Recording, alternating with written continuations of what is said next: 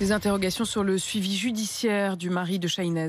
Comment a-t-il pu passer à l'acte, échapper à la surveillance, lui qui avait été condamné et emprisonné il y a moins d'1 an pour violence conjugale? Le gouvernement lance une mission d'inspection et des réponses sont attendues la semaine prochaine.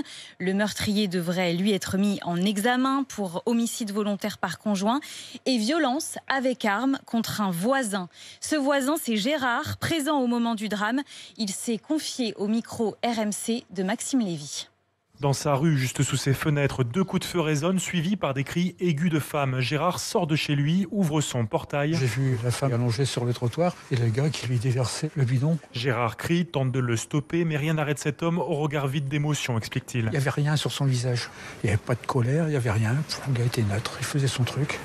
Il était dans son monde. Il s'est baissé, puis il a allumé avec son briquet. Et quand je suis arrivé dessus, il m'a braqué avec un pistolet. La femme, elle hurlait à côté parce il y avait des flammes comme ça, 1 mètre. C'est là que l'homme recharge son fusil de 2 cartouches, regarde une dernière fois Gérard et repart à pied, laissant sa femme derrière lui. Moi, j'ai foncé tout de suite dans le garage prendre des couvertures. Puis je suis ressorti avec pour essayer de faire ce que je pouvais. Mais la quantité importante d'essence rend les flammes immaîtrisables. On éteignait d'un côté, ça repartait aussi sec de l'autre. Si vous voulez, moi, ce que j'ai en tête, c'est cette dame, elle n'est pas morte tout de suite.